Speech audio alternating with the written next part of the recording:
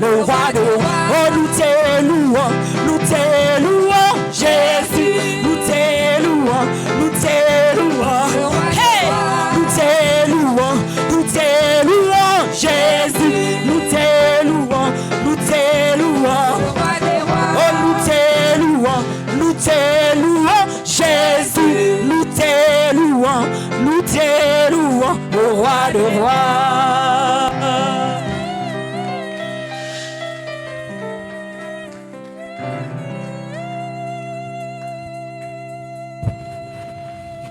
Acclamons très fort le Seigneur Jésus, acclamons très fort, très fort, acclamons à nouveau Jésus, acclamons à nouveau Jésus, le roi de gloire, notre Seigneur. Dans son palais tout s'écrit, dans son palais tout s'écrit. Je vous prie de vous asseoir dans la présence du Seigneur en l'acclamant très fortement, en faisant des cris, des bruits dans sa présence, pour le célébrer, pour l'élever, pour le louer, pour le magnifier parce qu'il est Dieu. Amen. Amen. Alors dites à la personne à côté de toi, Jésus-Christ est vivant. Il est Seigneur et il est présent parmi nous. Et soyez bénis au nom de Jésus. Soyez bénis au nom de Jésus. Acclamez fortement le Seigneur à nouveau. Acclamez très fortement à nouveau le Seigneur Jésus-Christ. Amen. Je vous salue dans le puissant nom de notre Seigneur Jésus-Christ. Et puisse la paix de Dieu, la grâce de notre Seigneur Jésus-Christ et la communion du Saint-Esprit être le partage de chacun d'entre nous. Amen. Ok. Bien-aimés, ce matin, nous sommes dans la présence de Dieu et nous sommes là à nouveau pour écouter Dieu, pour apprendre de Dieu, pour célébrer Dieu et pour s'instruire de sa part. Toutes les fois que Dieu rassemble son peuple, Dieu a quelque chose à lui communiquer. Et c'est ce que Dieu va à nouveau faire ce matin.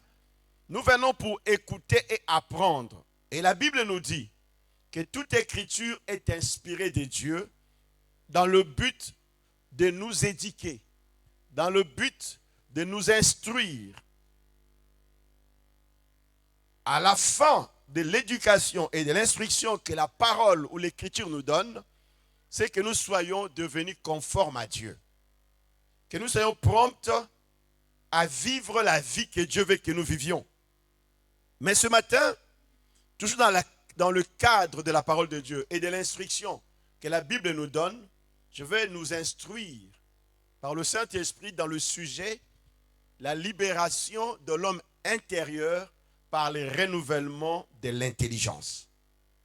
La libération de l'homme intérieur par le renouvellement de l'intelligence. Donc je l'ai tiré dans le livre des Romains. L'épître de Paul aux Romains. Chapitre 12, le verset 1 et le verset 2. Où l'apôtre Paul interpelle l'Église, interpelle le peuple de Dieu, interpelle chaque enfant de Dieu à s'offrir à Dieu comme un sacrifice vivant. Alléluia. Donc, être enfant de Dieu suppose qu'on s'offre volontairement à Dieu comme un sacrifice. Par un choix volontaire, par un choix relevant de la propre décision de la personne de s'offrir à Dieu comme un sacrifice. Quand une personne ne fait pas encore le choix de s'offrir à Dieu, il ne peut pas lui être agréable. Parce que c'est ce que l'apôtre Paul dira dans ces textes-là. Il dit, le but pour lequel on doit s'offrir à Dieu, volontairement, c'est pour qu'on soit agréable à Dieu. Donc, s'il n'y a pas une décision de s'offrir, on ne peut pas faire des choses qui puissent être agréables à Dieu. Tout part d'une décision qu'une personne prend de s'offrir et qui l'amène à faire ou à ne pas faire, à accepter ou à ne pas accepter certaines choses. Et c'est cela qui fera que par son choix, qui constitue un sacrifice, qui devienne une offrande agréable à Dieu. Et c'est cela qui lui permettrait également de rendre un culte qui soit acceptable par Dieu. Est-ce que quelqu'un me suit? Sans la volonté de s'offrir, sans la volonté de choisir, de faire ou de ne pas faire, de s'engager ou de ne pas s'engager à des choses qui se présentent devant soi et que Dieu met devant vous, Sans cette volonté de s'offrir, de s'engager, d'accepter ou pas, vous ne pouvez pas offrir à Dieu un culte qui lui soit agréable. Donc le choix et la volonté de l'homme est toujours importante pour pouvoir rendre culte agréable à Dieu. Parlons toujours dans ce texte, l'apôtre Paul dit, après qu'on soit décidé à s'offrir à Dieu comme un sacrifice vivant, donc il est impératif à chaque enfant de Dieu de faire encore le choix de ne pas se conformer au siècle présent. De ne pas se conformer, c'est un choix, c'est une décision. Quand on ne fait pas le choix, quand on ne décide pas de ne pas se conformer, bien aimé, certainement on se conformera. Et certainement on ne pourra pas être agréable à Dieu. Il faut d'abord que le choix soit fait, que la décision soit prise, que dans ce qui me concerne, je ne me conformerai pas au siècle présent. Pourquoi? Parce que je cherche le renouvellement de l'intelligence. C'est ce que l'apôtre Paul dit dans le verset suivant. Faisons la lecture de ces textes avant que je ne puisse aller loin dans ce message. Et prions que le Saint-Esprit nous conduise dans toutes choses, car c'est lui qui élève Jésus et c'est lui qui motive et qui transforme l'église de Jésus. Car c'est lui qui nous prépare à l'image de Christ comme épouse que Jésus-Christ prendra à son retour. On est dans Romains chapitre 12 donc, verset 1er et le verset 2. Écoutez ce que la parole déclare. Je vous exhorte donc, frères, par les compassions de Dieu, à offrir vos corps comme un sacrifice vivant, saint, agréable à Dieu. Ce qui sera de votre part un culte raisonnable. Ne vous conformez pas au siècle présent, mais soyez transformés par le renouvellement de l'intelligence, afin que vous discerniez quelle est la volonté de Dieu, ce qui est bon, agréable et parfait. Amen. J'aimerais que, bien aimé, qu'on fasse attention à ces textes. Écoutez ce que l'Abbé dit, comme je vous disais au début, dans mon intro là, en vous disant que sans un choix volontaire, une décision volontaire de s'offrir à Dieu soi-même, on ne pourra pas lui être agréable. Sans une décision personnelle et intérieure, relevant d'une volonté ferme de faire ou de ne pas faire, d'accepter ou de ne pas accepter certaines choses, on ne pourrait pas non plus être agréable à Dieu, ni lui offrir un culte qui lui soit agréable ou acceptable. Quelque part, quand on lit que le premier verset, on comprend qu'on ne peut marcher avec Dieu que quand on a décidé de marcher avec lui. Quand il n'y a pas une décision de votre part de marcher avec Dieu, vous ne marcherez pas avec lui. Même si Dieu l'est sollicité, il faut que vous décidiez de marcher avec lui pour que lui marche avec vous. Même si Dieu manifestait toute sa bonne volonté de vouloir changer et vous transformer, si vous ne décidez pas d'être transformé, d'être renouvelé, Dieu ne pourra pas vous changer. Est-ce que quelqu'un comprend ce que je veux dire?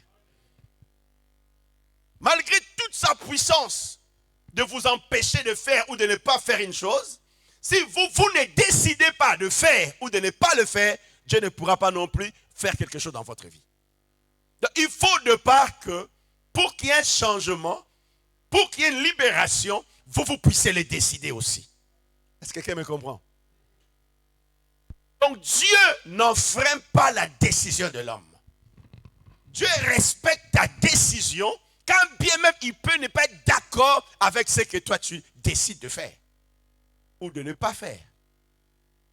Donc ta décision est importante pour que dans le choix que tu vas faire, tu puisses rendre un culte qui soit agréable ou qui ne le soit pas. Voilà pourquoi dans la vie, il est toujours malhonnête de foi d'incriminer Dieu quant à des choses qui nous arrivent ou qui ne nous arrivent pas. Car quant aux choses qui nous arrivent et qui ne nous arrivent pas, il y a toujours quelque part l'intervention de la volonté de l'homme. De faire ou de ne pas faire et qui entraîne ou n'entraîne pas certaines conséquences. Est-ce que quelqu'un comprend bien mon expression? Car Car Dieu est lié, ou deux fois je préfère, Dieu est limité par le choix et les décisions que tu prends. Il ne peut pas passer outre cela.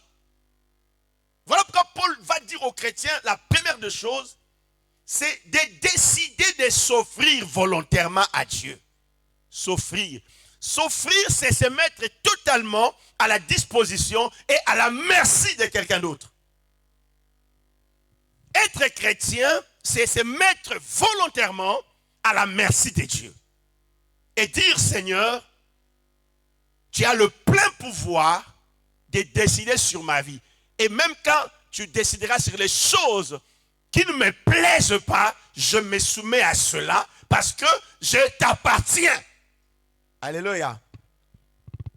Un sacrifice ne se plaint pas, mais accepte tout ce que le maître ou le propriétaire décide. Voilà pourquoi Paul commence par cela. Et après qu'il ait amené le chrétien à comprendre cet impératif, il va maintenant dire par la suite, décidez également de ne pas vous conformer au siècle présent.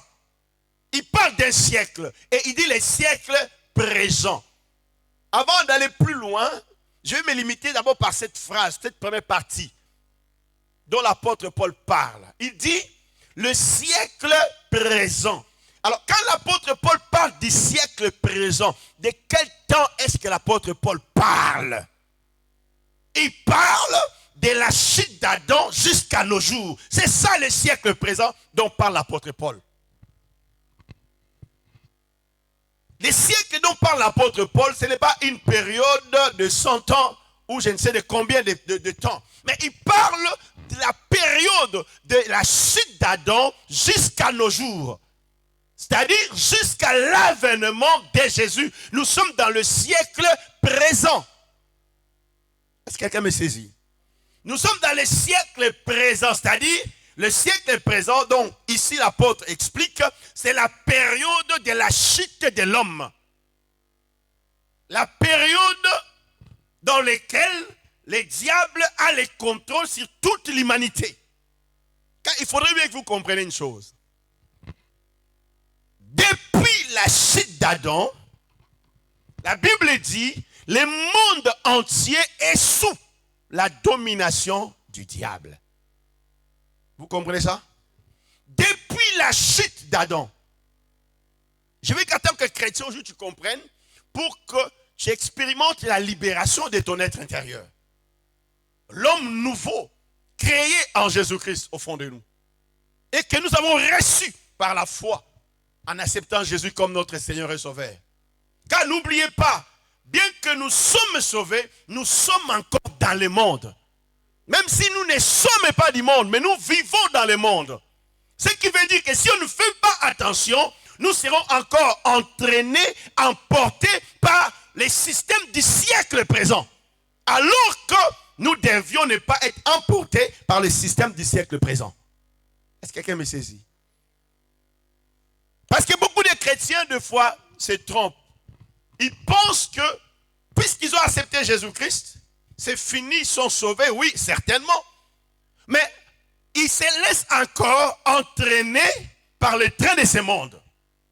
Ce qui fera qu'à la fin, Jésus dira à certains, je ne vous connais pas, ouvriers d'iniquité. Pourquoi? Parce que bien qu'ayant accepté Jésus, ayant cru en lui, ils se sont laissés entraîner par le siècle présent. Parce que souvent on ignore, comme je viens de vous le dire, il est écrit dans 1 Jean 5, à partir du verset 17, que le monde entier est soumis sous la domination du diable. C'est qu'en tant qu'enfant de Dieu est sauvé, mais dans le monde est encore sous le système du diable. Est-ce que quelqu'un me comprend? J'aimerais que chaque chrétien comprenne. Le système de pensée du monde, c'est un système du diable. Depuis que Adam a péché et s'est retiré de Dieu, le monde fonctionne dans le système de la pensée démoniaque ou satanique. Le monde ne fonctionne plus selon la pensée de Dieu. les systèmes gouvernementaux des nations, quand bien même certains ne le savent pas, mais ces systèmes sont soumis à l'autorité, à la domination et à l'influence satanique. Est-ce que vous me comprenez? Est-ce que quelqu'un me dit attentivement? Vous direz, mais non, c'est la manière de penser des hommes. Mais Jésus a mis en évidence cela, la manière de penser des hommes. Il dit ceci à Pierre: arrière de moi, Satan, parce que ta manière de penser, c'est la manière de Satan. Quelqu'un me saisit ou pas? Pierre pensait comme les hommes. Mais Jésus dit à Pierre, et regarde, la manière dont les hommes pensent, c'est la manière dont Satan pense. Jésus voulait dire tout simplement à Pierre ceci: c'est que la manière de penser des hommes est sous influence satanique. Les hommes pensent d'une manière qui est influencée par le diable. Pourquoi? Parce que de la chute d'Adam et de Ève, l'homme n'a pu penser comme Dieu voudrait qu'il pense. Pour comprendre le système de la pensée du diable, il faut voir qu'est-ce que le diable a soumis à Ève. Est-ce que Dieu a réellement dit? Donc c'est un système de pensée qui est rebelle à Dieu, qui doute de Dieu, qui nie même l'évidence de la vérité établie par Dieu. C'est ça le système de la pensée du monde. Pour comprendre cela, elle me dit encore également une chose. Dans Apocalypse, chapitre 12, verset 9, il dit: les serpents anciens, les dragons, les diables, qui séduit toute la terre. Est-ce que quelqu'un comprend ce que je viens de dire ce matin? Il séduit toute la terre. Qu'est-ce que cela veut dire? Cela veut dire que tous les systèmes du monde est sous la séduction. Sous la séduction. La séduction, c'est cet art d'amener quelqu'un à faire quelque chose croyant qu'il le fait légalement, normalement, et qu'il a le droit de le faire, alors que ce qu'il fait, on l'y a poussé à le faire par quelqu'un d'autre. C'est ça la séduction. Une personne arrive à faire quelque chose par lui-même parce qu'il l'a choisi, pensant que cela relève de l'innocence dont il jouit. Mais en réalité, quelqu'un l'y a amené à décider, à penser et agir de cette façon-là. C'est ça l'art de la séduction. Et c'est ce que Satan a fait à propos de Ève. Il a amené Ève à penser, à croire, à accepter de manger l'arbre par son propre choix, pensant que oui, cela lui apporterait des choses parce qu'il les trouve normal par sa liberté de choisir. Malheureusement, cette décision, cette façon de penser, lui a été soumise, sans qu'il s'en rende compte, par la séduction. Et vous remarquerez, alors l'apôtre Paul dit, le même apôtre, il va dire maintenant dans le livre des Corinthiens, plutôt, le livre de Corinthiens 11, il va dire ceci. Allons les lire pour que vous compreniez cela. Il parlait de sa crainte. Là, je vous explique encore des choses au début pour que vous saisissiez cela. 1 Corinthiens. Ok, je disais là. 2 Corinthiens. 2 Corinthiens 11.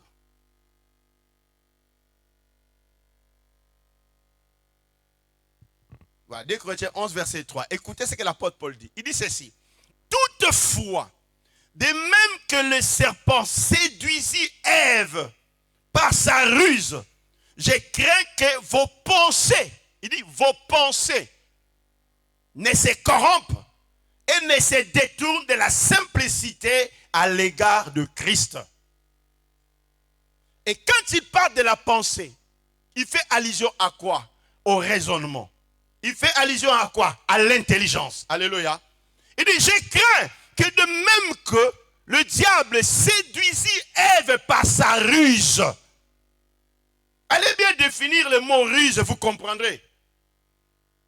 Qu'une personne peut être déjà sous le piège d'une ruse sans qu'il s'en rende compte. Il dit, par sa ruse, il séduisit Ève en corrompant ses pensées, c'est-à-dire son système de raisonnement. En corrompant son intelligence, c'est-à-dire son système de jugement. Car comment est-ce qu'on définit l'intelligence? L'intelligence est définie comme une faculté de connaître, de comprendre et de s'adapter à toute situation, n'est-ce pas? C'est ça, c'est comme cela que le dictionnaire définit l'intelligence. Comme une faculté à connaître, à comprendre et à s'adapter à n'importe quelle situation. Et c'est ces systèmes-là, ces facultés de l'homme qui consistent à analyser, à comprendre, à s'adapter à n'importe quelle situation que le diable a corrompu. Et l'homme, sans se rendre compte, se retrouve sous la coupe du diable. L'homme, sans se rendre compte, accomplit des choses qui sont contraires à la volonté de Dieu.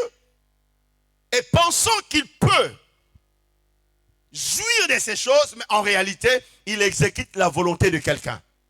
Et Paul continue de le dire encore. Dans Éphésiens chapitre 2, il parle du train de ce monde. Dites après moi, le train de ce monde. Aujourd'hui, je ne viens pas pour que tu te culpabilises ou que tu te condamnes, mais je viens plutôt te parler pour que tu te réveilles et que tu vives un réel changement afin de vivre la gloire de Dieu dans ta vie. Paul dans Éphésiens chapitre 2, remarquez, il dit encore une chose. Éphésiens chapitre 2, nous avons des textes à lire avant que je n'aille encore plus loin. Éphésiens chapitre 2, verset 1 et le verset 2. Écoutez ce que l'apôtre dit. Vous étiez morts par vos offenses. Je veux que vous saisissiez bien tous les textes que je suis en train de lire ici ne concernent pas les païens. Ils concernent l'Église. Ils concernent toi et moi, peuple de Dieu. Nous que Dieu a pris dans le monde et qu'il a sorti et qu'il a fait de nous un peuple à part. Est-ce que quelqu'un me saisit? Ce passage nous concerne. Voilà pourquoi il dit vous étiez. Parce que nous ne les sommes plus. Nous étions. Il dit, vous étiez morts par vos offenses et par vos péchés dans lesquels vous marchiez autrefois, selon les trains de ce monde. Vous avez remarqué, avant là-bas, il dit selon les siècles présents, dans Romains 12. Et le siècle présent dont il parle, il est présent ici comme étant les trains de ce monde. Quand il parle du train de ce monde, il parle du système de ce monde. Est-ce que vous me saisissez? Il parle du système de ce monde. Il suffit de regarder autour de nous. Le monde a fait une grande évolution, un grand bond en avant. Mais toute évolution est le résultat d'un système de pensée. Il n'y a pas d'évolution sans un mouvement de pensée. Que ce soit positivement ou négativement, c'est les pensées qui amènent un certain changement. Si vous ne raisonnez pas, vous ne pensez pas, si vous n'analysez pas, vous ne ferez jamais de progrès. Et dans le système de la pensée humaine, on voit que l'homme a fait d'énormes découvertes. L'homme a fait un grand bond en avant, dans le mal tout comme dans le bien. Dans le monde médical, plutôt, vous voyez l'énorme progrès que la science a fait. Et vous remarquerez que chaque fois la science fait un progrès, il condamne certaines choses qu'ils avaient découvertes avant. Ils vous ont dit que tel médicament était bon pour tel traitement, mais quand ils font un progrès, ils condamnent, disent non, tel médicament n'est plus bon, a des conséquences néfastes qu'on ignorait. Est-ce que vous me saisissez? Donc, l'évolution dans le bon, tout comme dans le mal, est le résultat du monde de raisonnement et de pensée. Dans tous les domaines, l'homme fait de l'évolution dans le bien ou comme dans le mal. Mais aussi, quand on pense dans l'évolution, dans le monde de la pensée, ce qui arrive, c'est que quand c'est le diable qui influence ces systèmes de pensée, certaines choses qu'on avait de fois gardées comme bonnes, comme limite, qu'est-ce qu'on fait? On les brise. Parce qu'on veut établir un autre système. Et vous êtes témoin qu'aujourd'hui, c'est le cas. Certaines choses qui avaient été considérées avant comme des normes ne le sont plus. Pourquoi? Parce que l'homme, dans son système de raisonnement, il veut abolir toutes les limitations qu'il avait avant. Pourquoi? Parce qu'il pense maintenant vivre une liberté totale dans ses choix et dans ses décisions. Et c'est ce système que vous remarquez dans le monde qui va de plus en plus loin de Dieu. Il suffit de regarder autour de vous, vous remarquez que le monde essaie d'imposer toujours un système qui est totalement rebelle à Dieu, au point qu'il adviendra où le nom de Dieu sera prohibé, qu'il ne faudrait pas le prononcer. Parce que le monde est tenté petit à petit de s'éloigner, au point que vous verrez certaines vérités qui sont dites aujourd'hui dans la parole de Dieu, on ne permettra plus qu'on les dise. Parce que c'est un système qui est sous la séduction du malin. Je veux que tu le saches ce matin avant que j'aille plus loin. Que le monde est sous la domination du diable. Et que le système de pensée que tu as, que nous avons, si nous ne faisons pas attention pour son renouvellement, sera le même système de ce monde, donc sous l'influence du malin. Il y a des choses que la raison pourra nous dire que c'est bon, c'est bien, et que nous l'acceptons parce que la majorité des gens le font, ou la majorité des gens le vivent, ou la majorité des gens l'expriment, sera en réalité une vérité et une pause. Donc, je dirais pas une vérité, un mensonge établi par le diable comme une vérité. D'où l'Église doit se réveiller et comprendre que son homme intérieur, pour qu'elle se renouvelle, pour qu'elle se libère, il faut que l'Église change son intelligence. Il faut que ton intelligence soit renouvelée. Bien aimé, le renouvellement de l'intelligence, je voulais comprendre ce que c'est le mot renouvelé. Alléluia. Quand on définit le mot renouvelé, on veut dire changement. Il y a plusieurs définitions dans le mot renouvelé. C'est-à-dire remettre en état. Quelque chose que vous aviez, vous le remettez à notre état. Je prends l'exemple concret dans la vie. Chaque 10 ans ici en France, on renouvelle ses papiers. Chaque 10 ans. Qu'on soit français ou immigré. Chaque 10 ans, tu dois aller à la préfecture pour présenter des éléments dont ils demandent et ils te renouvellent ta carte d'identité. Une remise en état dans la situation première dans laquelle tu étais. Ce n'est que la carte qui prend fin, mais une nouvelle carte est donnée avec mention continuité. Est-ce que quelqu'un me saisit? Ce qui en réalité, en fait, ce type de renouvellement ne veut rien dire en fait, ne veut rien dire en soi. Ça veut juste dire qu'on renouvelle tes papiers, mais tu es dans le même état avant. Or, quand Paul ici parle du renouvellement, il parle de l'autre type de définition du renouvellement. Il veut parler non pas d'une continuité dans un état premier, mais il veut parler des changements d'état total. Des changements d'état. Parce que renouveler veut aussi changer d'état. Et si nous ne changeons pas notre système d'intelligence, c'est-à-dire nos facultés de raisonner, de penser, d'analyser, de comprendre, de connaître et de s'adapter aux choses, bien aimés, Paul nous dit, il nous sera à défaut de ne pas comprendre la volonté de Dieu. Pourquoi beaucoup aujourd'hui ne comprennent pas la volonté de Dieu? À cause de non-changement d'intelligence.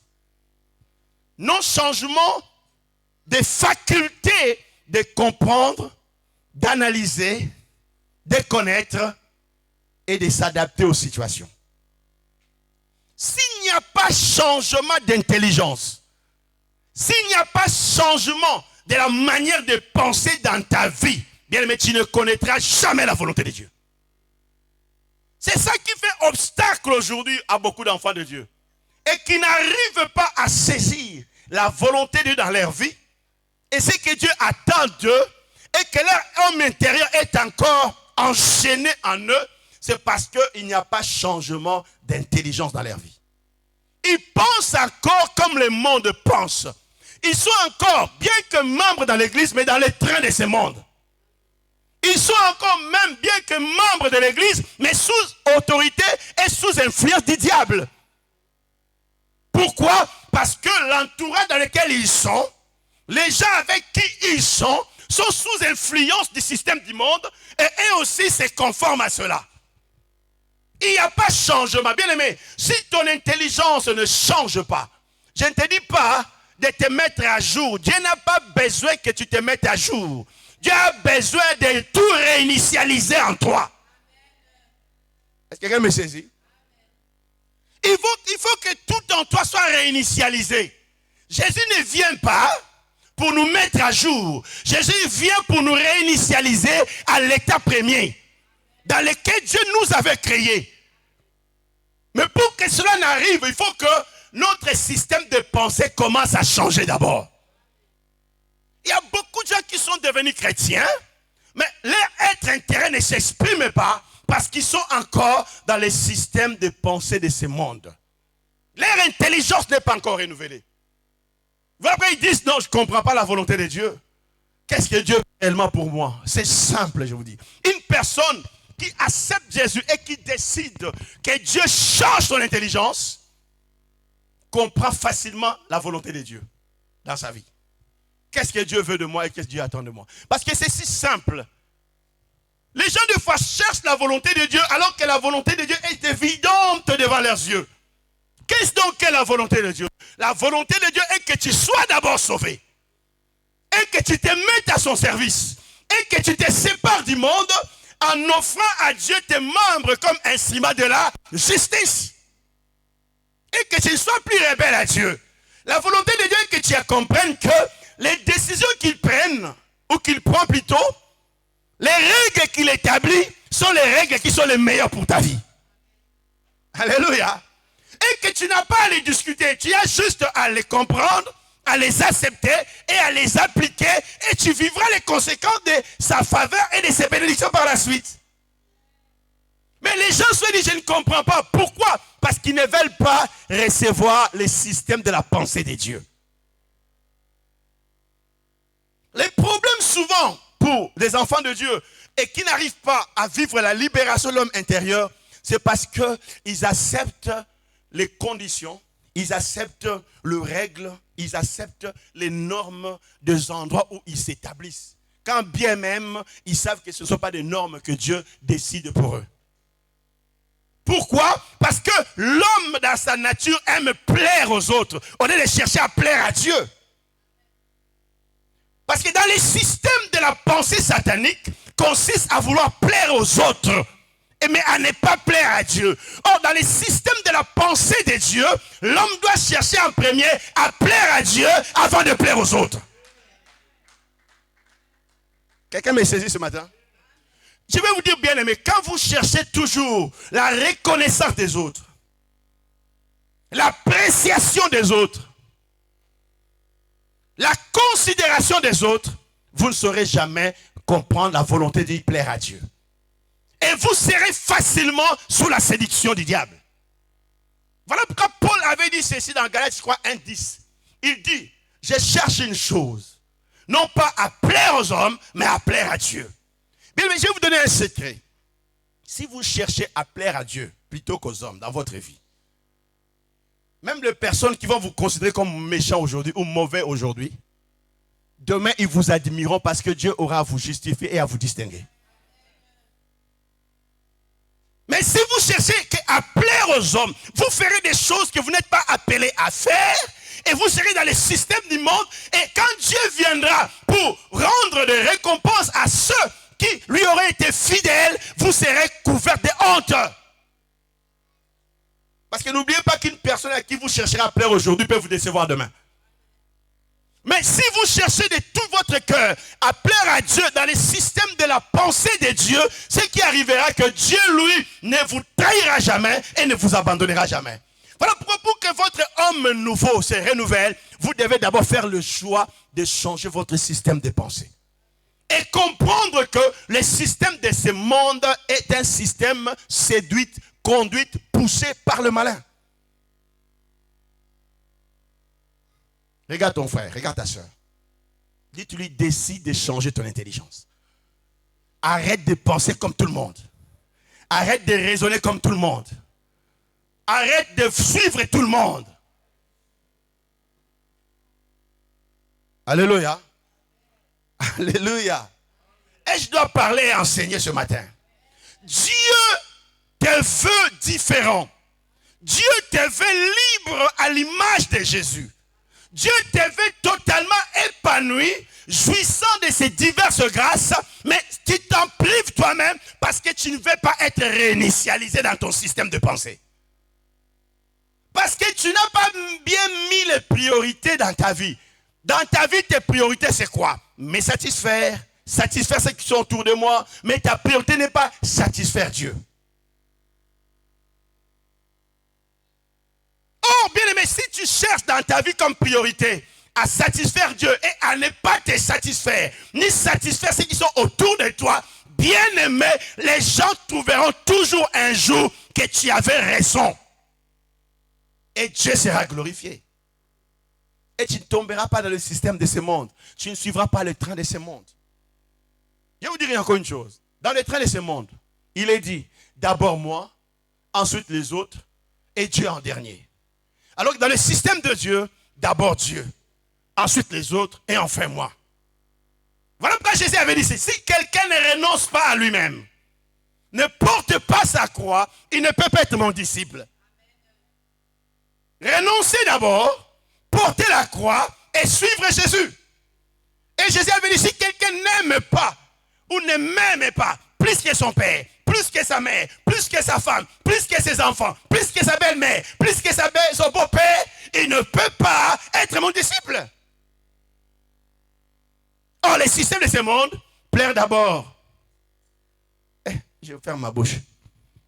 Alléluia. Alléluia. Est-ce que vous comprenez? Les diables veulent toujours établir les choses à l'envers. Et c'est le système de ce monde. Dites à la personne à côté de toi, il faut que ta façon de raisonner change. Pour connaître une libération de l'homme intérieur. D'abord Dieu. Et ensuite les autres. Et enfin toi-même. Et non pas toi, les autres et Dieu enfin. D'abord Dieu. Dit, ne vous conformez pas.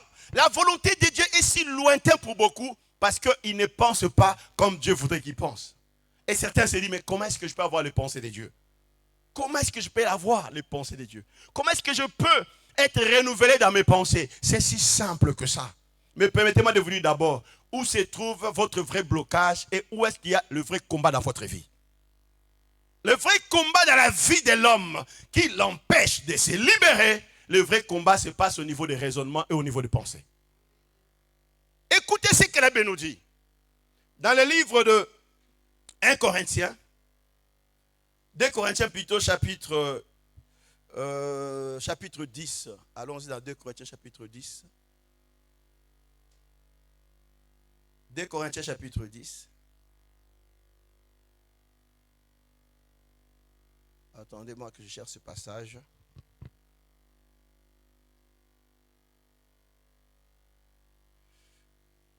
Oh, qu'est-ce que j'ai dit? Ah, là, je suis dans 1 Corinthiens, 2 Corinthiens chapitre 10. Alors, dans le verset 3 jusqu'au verset 9 et 5 plutôt. Écoutez ce que l'apôtre Paul dit. Et là, vous comprendrez où se trouve réellement le vrai combat de votre vie qui ne permet pas que vous vous libériez. Et que si vous arrivez à vaincre dans ce domaine, vous allez être libre dans votre vie. Alléluia. Et vous allez progresser. Et votre intérieur, qui est fait à l'image de Dieu, où l'Esprit de Dieu habite, va vous mener dans une vie différente. La Bible dit, si nous marchons dans la chair, dites après moi, si nous marchons dans la chair, nous ne combattons pas selon la chair. Car les armes avec lesquelles nous combattons ne sont pas charnelles, mais elles sont puissantes par la vertu de Dieu pour renverser des forteresses. Nous renversons les raisonnements et toute hauteur qui s'élève contre la connaissance de Dieu. Et nous amenons toutes les pensées captives à l'obéissance de Christ. Avez-vous lu les textes avec moi? Qu'est-ce que la Bible dit? Je lis que le verset 5. Nous renversons Un quoi? Les raisonnements. Quand on parle de l'intelligence, c'est un système de raisonnement. Est-ce que quelqu'un me saisit? Nous renversons les raisonnements. Nous renversons quoi? Toute hauteur qui s'élève contre la connaissance de Dieu. C'est-à-dire, nous renversons les systèmes de raisonnement qui s'élèvent contre la connaissance de Dieu. C'est ça ce que l'apôtre veut dire. Donc, il y a un système de raisonnement qui s'élève, qui s'oppose, qui empêche les gens d'avoir la connaissance de Dieu. Il y a un système d'intelligence établi auquel les gens sont soumis et qui les empêche au niveau de leur intelligence et de leur pensée, au niveau de leur faculté de connaître Dieu et sa volonté. Et l'apôtre continue, il dit encore pour que vous compreniez, ici il parle du système d'intelligence. Il dit ceci. Et nous amenons, c'est-à-dire on amène les pensées captifs. Il dit nous amenons toute pensée, alléluia. Dites après moi bien, toutes pensées.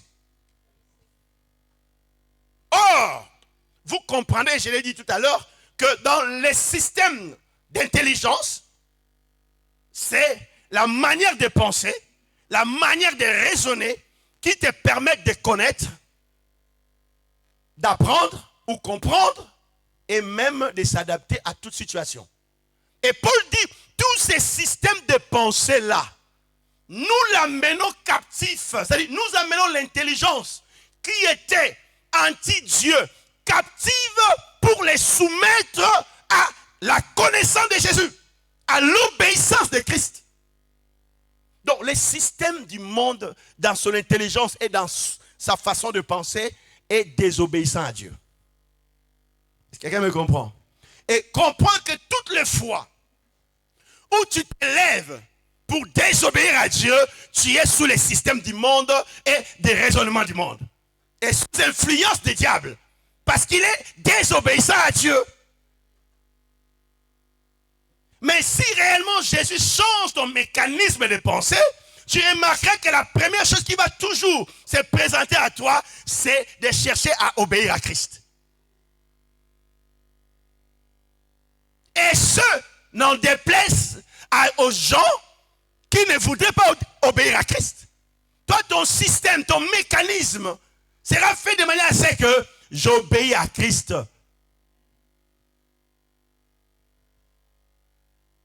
Et quand l'apôtre dit ici, il parle où de la bataille au niveau de la pensée. Bien-aimé, tu peux être libre ou tu peux être enfermé que d'abord au niveau de tes pensées. Pourquoi? Parce que tu n'es pas différent de ce que tu penses. Si vous devez savoir une chose dans la vie, c'est que ce qui vous motive, ce qui vous pousse à une action ou pas, c'est votre pensée. Chaque acte que vous posez, chaque décision que vous prenez est reliée au mécanisme d'intelligence de votre pensée. C'est votre pensée qui vous gouverne. C'est votre pensée qui vous conduit. C'est votre pensée qui vous fait faire des choix. Parce que chaque décision que vous prenez dans la vie, vous l'avez analysée. Vous l'avez pesée. Et vous avez choisi que c'était la bonne solution. Oh, ça peut ne pas l'être. Voilà pourquoi il faut que vos pensées soient soumises à l'autorité de Christ. Pour que, bien aimé, votre être intérieur soit libéré, il faut que vos pensées soient soumises à Jésus. Il y a des gens qui disent ceci. Ah, j'ai de mauvaises pensées, je les chasse au nom de Jésus. Il ne partira pas, elles ne partiront pas. Les mauvaises pensées, les systèmes dans lesquels on est né et dans lesquels on pense, on ne les chasse pas au nom de Jésus, mais on les remplace par d'autres pensées. Il y a des gens qui disent, oh, bah, ça vient, je chasse, bien chasser au nom de Jésus pendant quelques secondes et puis il revient. Il faut juste dire ceci. Si ça vient, non, je refuse de penser comme ça, je vais penser à autre chose. Et tu cherches autre chose à penser. C'est là où beaucoup de gens n'arrivent pas à vivre les changements de pensée. Parce que la pensée vient. Et les diables, écoutez, vous êtes nés, nous sommes nés dans ces systèmes depuis 25 ans, tu es né dans ces systèmes. 30 ans, tu es né dans ces systèmes de pensée. Et d'ailleurs encore, ton système de raisonnement et de pensée est influencé par 3 facteurs. Ton milieu familial, où tu es né. Est-ce que quelqu'un me comprend? Ton système de pensée est influencé par ton milieu familial où tu es né. Est influencé par le facteur génétique de tes parents. Ne vous y trompez pas. Les génétiques de vos parents influencent votre système de pensée. Parce que tout enfant, toute personne qui naît d'une famille, d'une femme ou d'un homme, est en réalité le prolongement de ces personnes-là. Vous êtes le prolongement des personnes qui vous ont mis au monde. Et il y a quelque chose d'eux, dans leur système de fonctionnement, qui sont reliés à vous. Et cela aussi influence votre système de pensée. Et il y a un troisième qui influence votre système de pensée, la société dans laquelle vous vivez. Est-ce que quelqu'un me saisit? La société dans laquelle tu vis influence également ton système de pensée, ton système de raisonnement. Voilà pourquoi Paul a mis l'église en garde en disant, les mauvaises compagnies corrompent les bonnes mœurs. Les compagnies, on les trouve où? Dans la société. Est-ce que quelqu'un me saisit?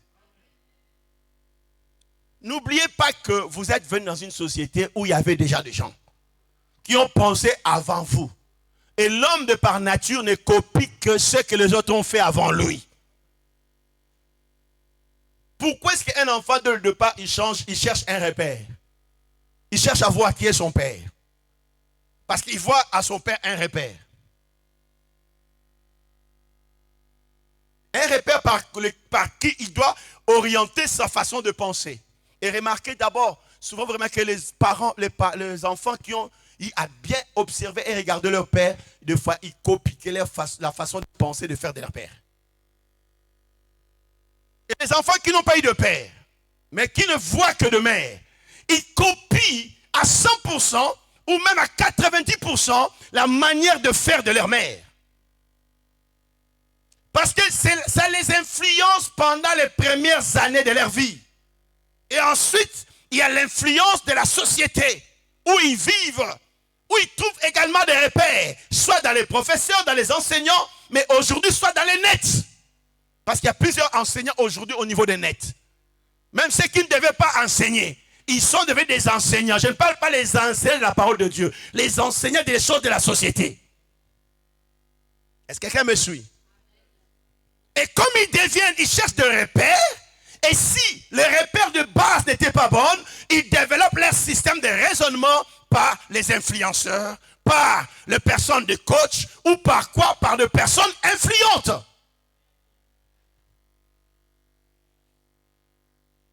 Or, ces systèmes, que fait le diable? Les diables, ils envoient des pionniers dans certains domaines pour émettre des systèmes de raisonnement. Des systèmes de pensée, des théories. Et si quelqu'un ne comprend pas que ces pensées doivent être amenées captives à l'obéissance de Jésus, c'est qu'il arrive, la personne s'éloigne de plus en plus de Dieu et son être intérieur s'enferme dans le mal et dans le péché et loin de Dieu. Donc pour expérimenter la libération de l'homme intérieur, vous devez commencer par accepter volontairement ce que Dieu dit pour vous. Et non pas ce que les gens disent ou le monde disent. Vous devez accepter d'analyser et de comprendre que tout ce qui est décidé et établi comme système de raisonnement dans le monde n'est pas toujours, certains ne sont pas agréables à Dieu. Si tu ne fais pas la distinction dès le départ que le monde est sous l'influence du mal, sous la séduction du mal, tu ne sauras pas qu'il y a ces systèmes dans le monde qui sont établis, qui sont en rébellion flagrante à Dieu. Et au contraire, ça t'empêche de donner toute la place à Dieu. Est-ce que je me fais comprendre ce matin? Bien aimé, il faut qu'il y ait un changement dans ton système de pensée. Parce que tu n'es pas autre que ce que tes pensées te disent que tu es. Et ce que tes pensées se manifestent. Vous savez, il y a des gens qui sont là. Quand vous les regardez, vous pensez que oui, ce sont de bonnes personnes. Mais en plein, ils sont remplis de mauvaises pensées. Et ils finissent par les produire ailleurs. Ou même en secret. Pourquoi? Parce que leur cœur est plein, leur système de raisonnement est plein de mauvaises pensées. Voilà que vous voyez même des autorités qui, des fois, ils viennent, ils vous disent une chose. Mais quand ils sont là-bas, ils font des choses abominables. Alors, comment libérer son homme intérieur par le changement des systèmes de pensée? C'est un. En s'approchant de Christ. Dites après moi, en s'approchant de Christ. L'apôtre Paul dit ceci. Vous avez la pensée de Christ. Il dit, nous avons la pensée de Jésus. Si nous ne décidons pas de nous approcher de Jésus-Christ, notre système de pensée ne changera pas. Notre système de pensée ne changera pas si nous ne décidons pas de nous approcher de Jésus-Christ. Paul le dit clairement. Et j'aimerais que nous lisions ce passage de 1 Corinthiens. 1 Corinthiens.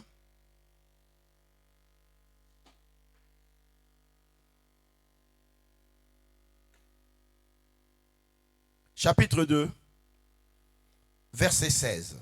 Écoutez ce que l'apôtre Paul dit. Car qui a connu la pensée du Seigneur pour l'instruire? Or nous avons la pensée du Christ. Il dit, qui a connu la pensée du Seigneur? Nous chrétiens, nous avons la pensée de Christ. C'est-à-dire quoi? Nous qui avons fait le choix de suivre Jésus, la lumière de Dieu éclaire notre esprit et change notre système de pensée. Comment est-ce qu'elle le change?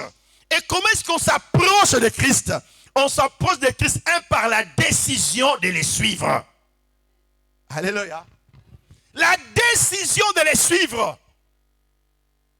Et deux, on s'approche de Christ par l'acceptation de sa parole et de sa souveraineté dans votre vie. Vous devez accepter que Jésus est le souverain de votre vie. Et à cela, vous vous attachez à sa parole. La parole de Dieu, bien aimé, quand on s'enveloppe de cela, je vous explique comment s'approcher de Christ. Donc vous devez vous envelopper de la parole de Dieu. Comment s'enveloppe-t-on de la parole de Dieu? En la méditant. Vous savez, vous pouvez méditer une chose, mais si vous n'êtes pas décidé à le faire, votre méditation sera vaine. Et vos pensées ne changeront pas. Il faut que vous décidiez de méditer la parole, de vous envelopper de la parole et d'obéir à la parole. Et là, la pensée de Christ va s'exprimer en vous. Mais combien d'enfants de Dieu aujourd'hui méditons de la parole? Et comme nous ne méditons pas la parole, il arrive que des fois même quand nous prions, mais notre système de pensée ne change pas. Est-ce que quelqu'un me saisit? Méditer, c'est réfléchir sur la parole. Méditer, c'est chercher à comprendre la parole. Une chose dans laquelle vous plongez influence votre vie. Est-ce que quelqu'un comprend ce que je viens de dire ou pas? Toutes les choses dans lesquelles vous vous plongez influencent votre vie. Influencent votre pensée. Si vous vous plongez dans tout ce qui est culinaire, ça va influencer votre vie et votre jugement, mais aussi votre façon de faire dans tout ce qui est culinaire. Si vous vous plongez dans tout ce qui est science, ça va influencer votre vie dans la science dans laquelle vous vous plongez. Vous remarquerez que ça va commencer à se répéter dans votre esprit. Ça peut même devenir dans vos rêves. Vous rêvez que vous êtes en train d'expliquer ou de parler des choses dans lesquelles vous êtes plongé. Qui comprend cela? Tout ce dans lequel vous plongez influence votre esprit et votre système. Je vous ai dit une fois, non, on avait une veillée chez nous à la maison à l'époque. J'étais jeune converti. on était tellement plongé dans la vie de prière et de la parole, tout jeune, on allait témoigner partout. On avait veillé le soir, et pendant qu'on attendait les gens, je dormais sur un siège à la maison, un fauteuil là, j'étais là sur un fauteuil. Je dormais, on attendait tout le monde, pensant que, sans savoir que l'heure il n'était pas encore l'heure hein, de la prière ou de commencer la veillée. Mais tellement que j'étais plongé dans la vie de prière, quand quelqu'un est venu, lui il venait d'arriver, tous les gens étaient là, mais moi je m'endormais sur le siège. Il vient, il me touche. C'était juste pour me réveiller. Vous savez ce que je fais? J'ai commencé directement à prier. Oh Rabashakara Baba, au nom de Jésus, Seigneur, tout ça. Alléluia. Oh, quand j'ouvre les yeux, tout le monde me regardait. Mais papa, c'est pas encore l'heure de prière, non? Oh, je voudrais juste te réveiller. Mais pourquoi est-ce qu'à me réveiller, je me suis directement mis à prier? Parce que mon esprit est plongé dans la prière. Donc tout ce en quoi tu plonges influence ton esprit. Et s'exprimera par tes mouvements et par tes actions. Cela conditionne ou façonne ton système de pensée et de fonctionnement. Donc, pour bien aimer, avoir la pensée de Christ, il faut plonger dans sa parole. Plonger dans sa parole. Car c'est cela qui te rapproche de Christ. Jésus a dit ceci. Si quelqu'un garde ma parole, moi et le Père, que ferons-nous? Nous viendrons chez lui et nous ferons notre demeure en lui. Mais toi, en quoi est-ce que tu es plongé? Il y a des gens qui sont tellement plongés dans les mathématiques, vous verrez que tellement qu'il a lu, quand ils sortent, vous les réveillez, comment ça s'appelle des cosinus, des sinus. De l'abondance du cœur, la bouche parle. De ce dont tu te couvres, ta bouche va l'exprimer parce que ça deviendra ton système de pensée. Regarde les enfants quand ils préparent leur bac ou leurs études, ils étudient tellement matin, soir, ils dorment. Il y en a qui dorment avec le cahier. Hein. C'est pas mauvais, hein. C'est bien parce qu'ils travaillent. Alléluia. Ils dorment avec le cahier. Tellement, ils lisaient. Ton esprit est tellement plongé et puis il s'endort. Touche-le. Il peut se réveiller, commencer à répéter les phrases qu'il disait avant. Oh, non, j'avais lu la loi financière, dit ça. Pourquoi? Parce que son esprit est influencé par ce dans lequel il était plongé. Et son système de raisonnement est inclus dedans. Alléluia. Voilà pourquoi le diable, s'il veut t'avoir et te maintenir dans le système de ce train du monde, ce qu'il va faire en premier, c'est t'éloigner de la parole de Dieu et t'éloigner des gens qui parlent de Dieu. Est-ce que quelqu'un me saisit? Donc je conseille à chaque enfant de Dieu, ne t'éloigne pas de la parole, ne t'éloigne pas de Christ et ne t'éloigne pas de ceux qui partagent la parole. Le diable va vouloir que tu aies de la considération pour une personne qui ne parle pas de Dieu, pour que tu sois influencé par son système de raisonnement. Tu as la pensée de Christ, j'ai la pensée de Christ, mais la pensée de Christ est dans sa parole. C'est ce qui permettra à ton homme intérieur de s'ouvrir. Ceux qui sont tellement plongés dans leurs femmes, tu verras qu'ils sont influencés par leurs femmes. Ils pourront même des fois, alléluia, alléluia, ne pas même faire leurs propres décisions. Ils ne feront que la décision de leurs femmes. Vice versa, hein? Je parle de vice versa.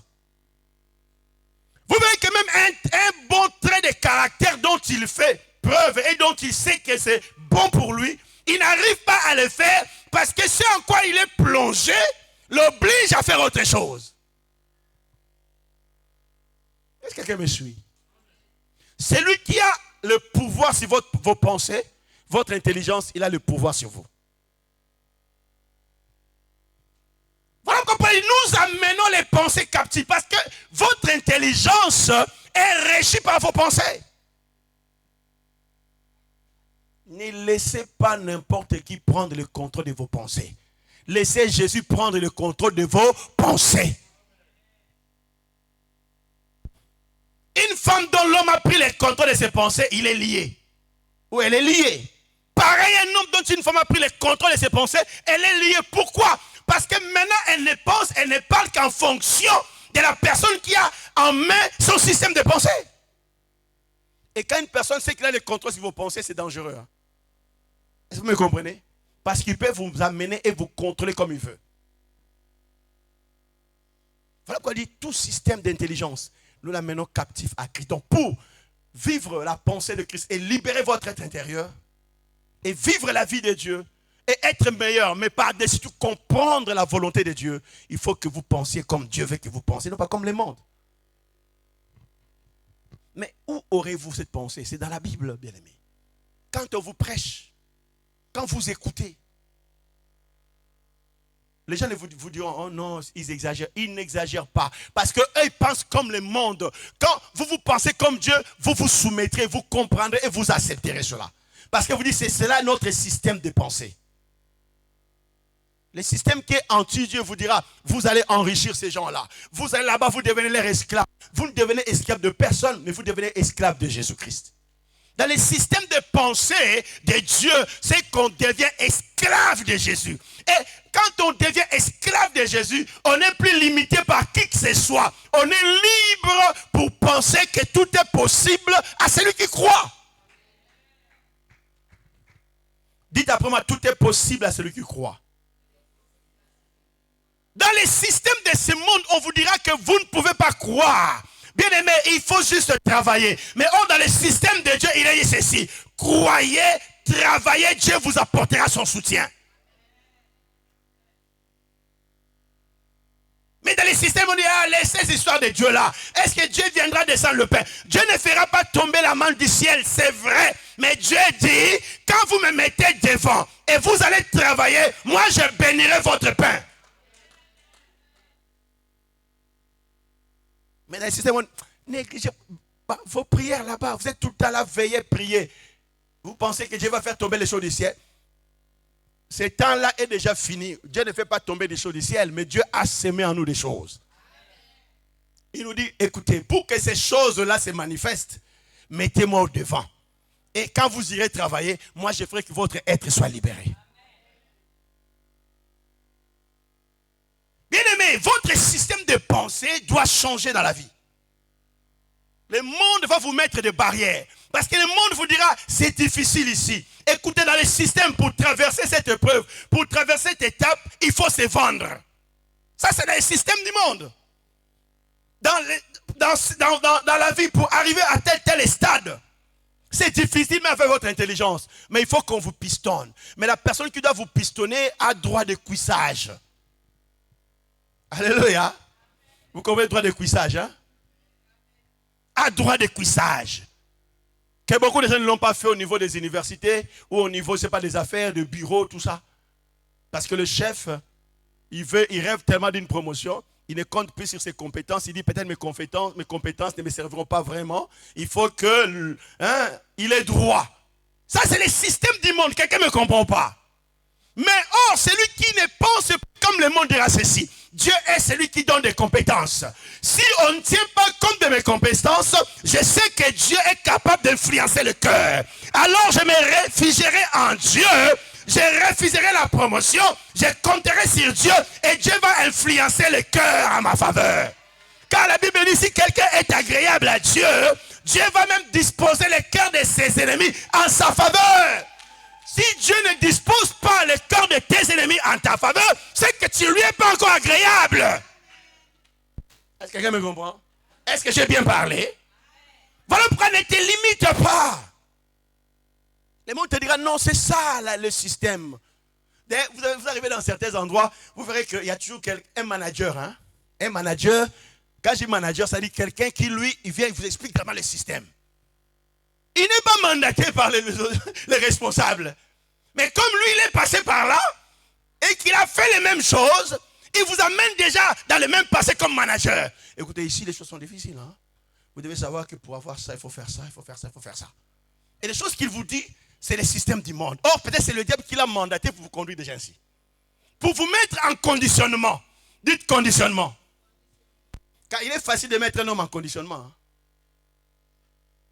Le diable a mis Ève en conditionnement, non? Par la parole, par des suggestions.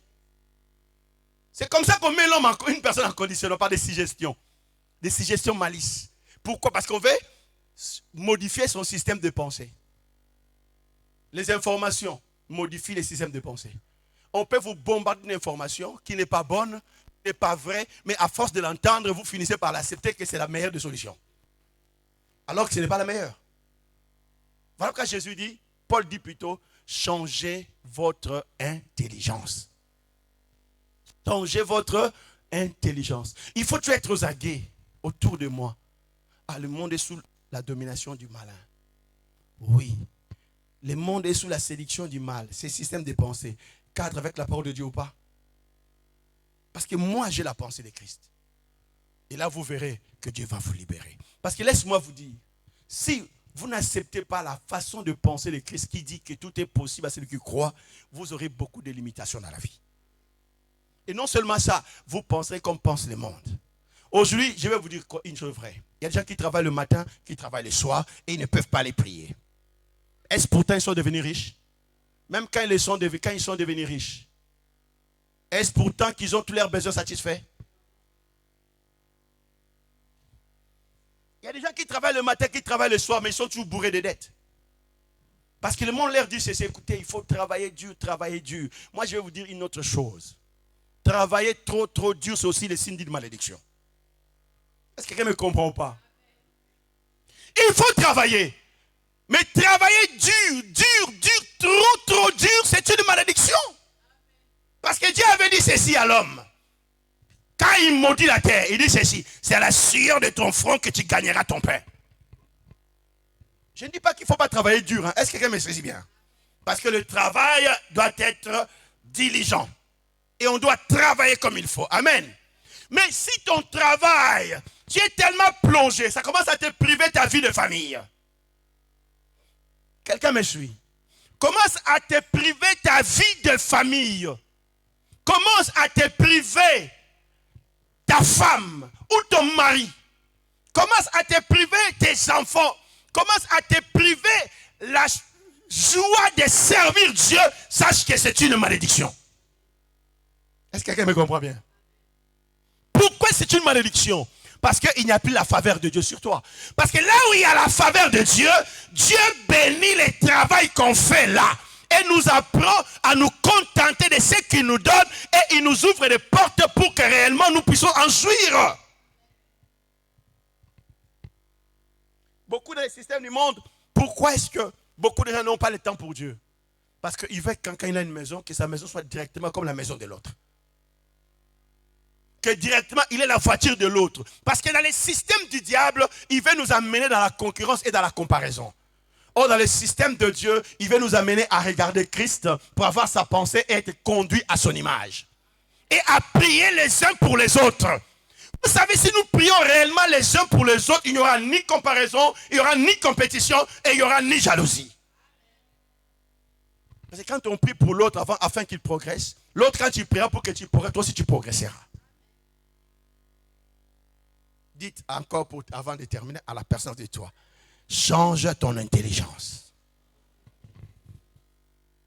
Et il n'y a qu'une façon de s'approcher de Dieu. En t'enveloppant de la parole de Dieu. Et d'ailleurs la Bible dit ceci. Ceux qui ont les regards tournés vers Christ, ils sont renouvelés à son image de gloire en gloire. Bien aimé, je vais te dire la vérité. Plus tu passeras le temps devant Dieu, ce qui va se passer, Dieu va t'irradier de sa présence et de sa gloire. Tu seras irradié de sa présence et de sa gloire. Plus tu passeras le temps devant Dieu, la pensée de Dieu deviendra de plus en plus claire en toi. Plus tu passeras le temps devant Dieu, soit dans la prière, soit dans la méditation, soit dans l'écoute de sa parole quand elle est prêchée. Bien aimé, Dieu va t'irradier de sa gloire. Dieu va t'affecter de sa pensée, mais Dieu va aussi te transformer à son image. Parce que c'est devant quoi on passe plus de temps, on est transformé à cette image. Voyons l'expression de ceux qui regardent trop de séries. À force de regarder les séries, vous obtiendrez sans savoir l'expression de certaines actrices et de certains acteurs. Et même des comportements séductrices de des actrices et des acteurs. Vous maîtriserez même l'art de la séduction. Est-ce que quelqu'un me comprend pas? Vous saurez que non, à un moment donné, il faut bouger les cheveux comme ça. À un moment donné, il faut voir, je vais faire comme ça. Alléluia. Ou quand c'est involontaire. Vous ne le faites pas exprès, mais ça s'imprime. Parce que, laissez-moi te dire encore une fois avant de clôturer. Chaque personne est une feuille blanche. où les choses s'écrivent petit à petit. Et comment ces choses s'écrivent? Par la contemplation. Tu contemples, il y a des choses qui s'écrivent. Tu ne l'as pas écrit, mais ça s'écrit. Par l'audition. Il y a des choses qui s'écrivent. Donc je vous explique là, pour avoir la pensée de Christ, il faut s'approcher de Christ. Il faut s'imprégner de sa parole, se couvrir de sa parole, accepter sa parole. Mais enfin aussi, pour avoir la pensée de Christ, il faut s'approcher de gens de foi. Est-ce que quelqu'un me comprend? Il faut s'attacher à des gens qui ont la foi dans la parole de Dieu. C'est-à-dire des gens qui vivent la vie de Dieu avant vous. Des gens qui vivent la vie de Dieu. Des gens qui croient en Dieu. Et croyez-moi, bien-aimés, que vous le voulez ou pas, plus vous serez loin des gens qui vivent la vie de Dieu, plus vous allez vous conformer au siècle présent. Tôt ou tard, vous allez vous conformer. Alors voilà pourquoi je t'invite ce matin à libérer ton homme intérieur par le renouvellement de ton intelligence. Aujourd'hui, les problèmes de beaucoup de problèmes, des gens qui font aussi beaucoup de combats. Tu achètes une voiture, tu mets sur Facebook. Ça, c'est la façon de penser du monde. Une meilleure façon de vivre en paix, c'est de vivre aussi caché. Tu as une nouvelle chaînette, selfie, balancée sur Facebook, balancée sur YouTube, balancée sur TikTok, balancée, c'est pas sur Instagram. Une nouvelle coiffure, tu balances. On pensera que tu es riche alors que tu ne l'es même pas. Et on finira par te faire du mal alors que tu ne le méritais pas. Parce que tu copies la manière de... on sait même où tu manges, dans quel restaurant tu manges. Tu penses que si tu mets ton compte privé, personne ne le saura. Mais les gens le sauront toujours. Ceux qui sont là abonnés avec toi, ils vont le savoir. Car toi, tu es privé, mais est-ce qu'eux, ils sont privés? Est-ce que quelqu'un m'a compris? Ton compte à toi, c'est privé. Mais lui qui est abonné avec toi, est-ce que son compte à lui est privé? Oh non, moi, c'est privé avec des gens qui sont privés. Mais ces gens qui sont privés avec toi, est-ce qu'elles sont privées avec les autres? Vous savez, je vais clôturer juste par vous dire ceci. Faites attention dans la vie. Tu veux vivre heureux et tu veux avoir une façon de penser de Dieu. N'apprends pas à tout exposer. Car Jésus n'a rien exposé. Jésus parlait aux gens, mais sa vie, ceux qui vivaient avec lui la connaissaient. La pensée de Christ, ce n'est pas d'aller s'exposer. La pensée de Christ, c'est d'aller exposer Jésus. Au lieu de vous exposer tout le temps, une fête de famille, une fête, bien aimé, qui a besoin de savoir votre fête de famille? Les gens qui ne fêtent pas en famille, qu'est-ce qu'ils vont dire? Ils veulent nous montrer quoi? Parce que le monde a sa façon de penser. Et la façon de penser de Christ, je m'efface et je présente Jésus. Dites à la personne, je m'efface et je présente Jésus. Et personne ne peut me condamner. Parce que je peux tout. Ma force n'est pas en moi-même, mais elle est en celui qui me fortifie. Et c'est Jésus. Est-ce que tu peux acclamer Jésus?